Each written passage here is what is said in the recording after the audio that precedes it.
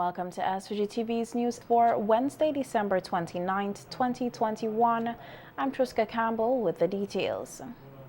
A total of 2,357 frontline workers and other workers in SVG are expected to receive $500 honorarium from the government.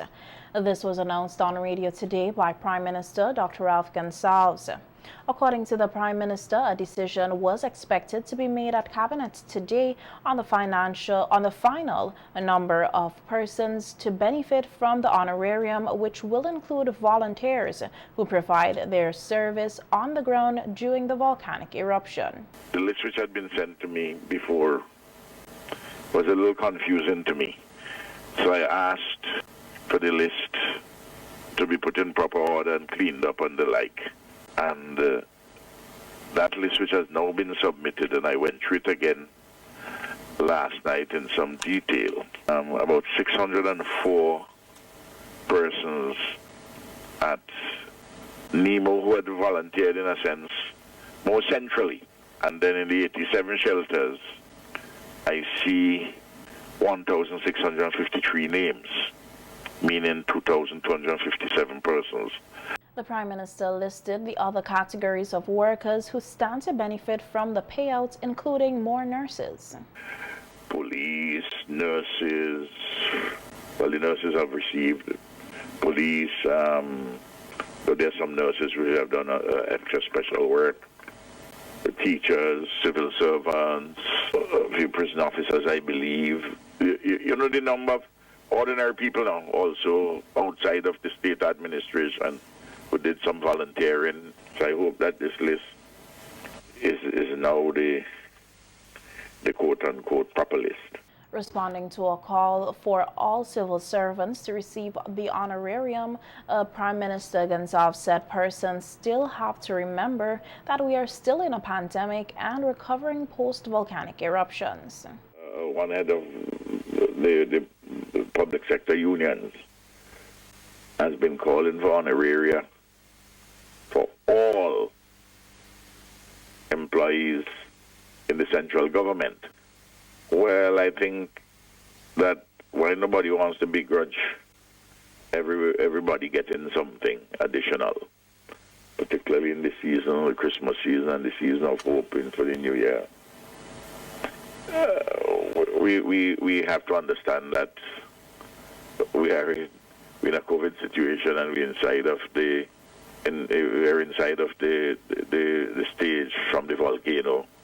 Public servants, generally speaking, all of us, and parliamentarians, everybody, I included, we didn't lose any money, you know. Even when some persons work only part-time, right, still got the full salary. Okay. More letters of termination for teachers and other frontline workers who were affected by the government's vaccination policy for not taking the COVID-19 jab before the December 3rd deadline may be rescinded by the Public Service Union, the PSU. So said Prime Minister Dr. Ralph Gonsalves, who noted on radio this morning that the Public Service Commission was expected to meet today to discuss the matter. Teachers and other frontline workers were given until December 3rd to take one of the available COVID-19 vaccines, and according to Prime Minister Gonsalves, some who did not take the jab by the deadline have since done so, with preference given to the Cuban-made Abdala COVID-19 vaccine, which recently became available in the state. Service Commission having a meeting today, so there's some of the issues which I suspect are some persons, they may rescind some letters which had been sent now, right, where persons have subsequently taken the vaccine, either because they have a change of heart, or some they were waiting on the Cuban vaccine, and a few of them taken from the 300 doses which we got now from Cuba, yes, the Abdallah. So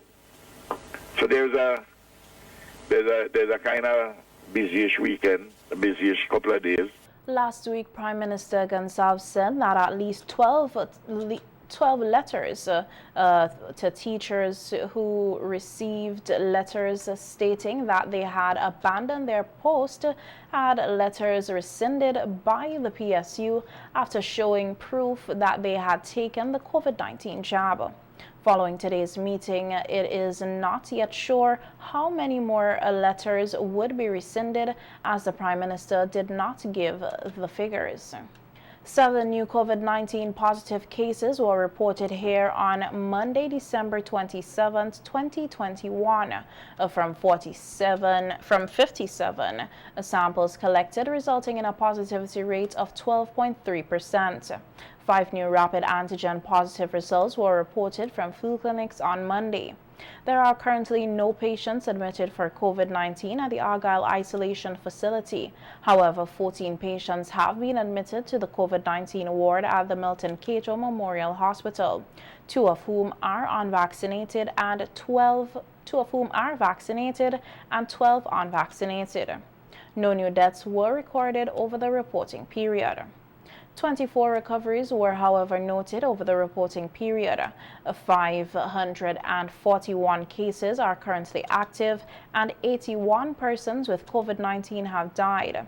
5,850 cases of COVID-19 and 5,228 recoveries have been recorded in SVG since March 2020. Meanwhile, the country has received 70,200 doses of the Pfizer COVID-19 vaccine from the U.S. government to help in the fight against the deadly viral illness, which has claimed 81 lives here thus far.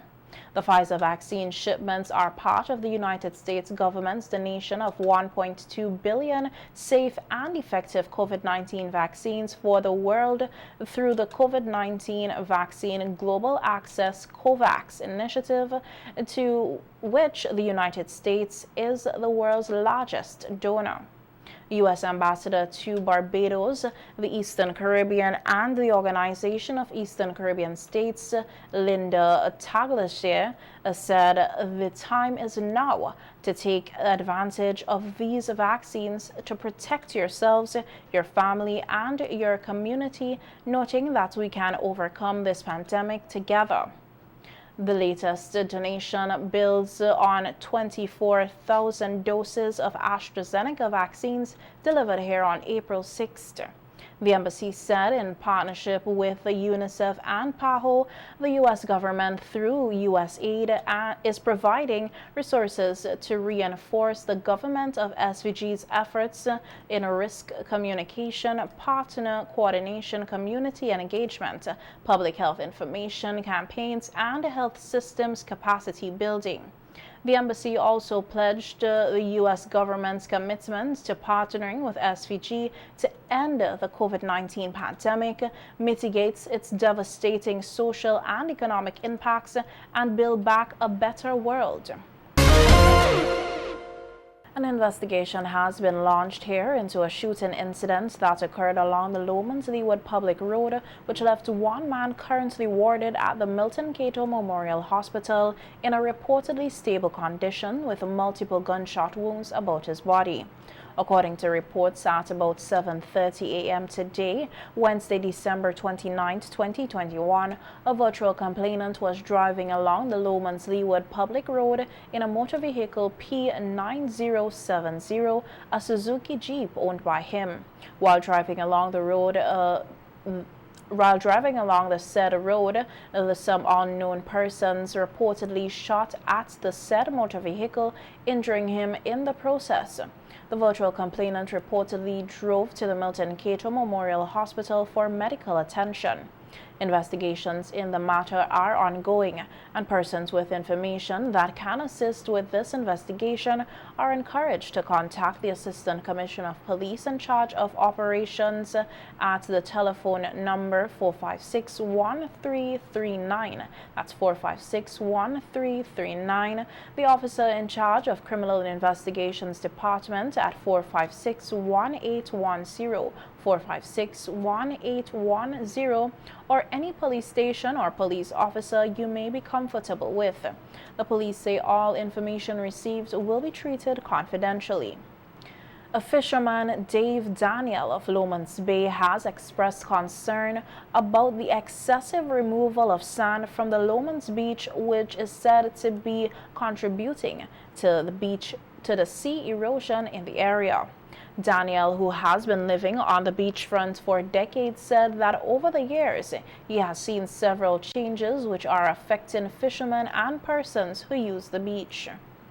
We need to get the sand stopped, move off the bay side, because when the sand move, we come like the place go get level, we don't have nowhere to pull up the boat, we will have nowhere to spread out the sand, and we will have nowhere to activities when the people come on the bay side. So them thing is not a thing good to do. We need to stop, let the sand move off the bay side. Because more they move the sand, is more the flatter the bay side going to be, and when this swell surge, it's going to surge up more on the land and affect the boatman who have them boat. That means you have to haul the boat more higher up when that happens. A concerned fisherman said that the removal of sand from the beachfront is a big problem, and he has made several attempts to put a stop to it, but to no avail. We remove the sand off the bay side every day, because it's the before yesterday, then to pile the sand heap up down there. Every day. And when they move them, all 100 and something start them moving one time. Up there, is the base for sand.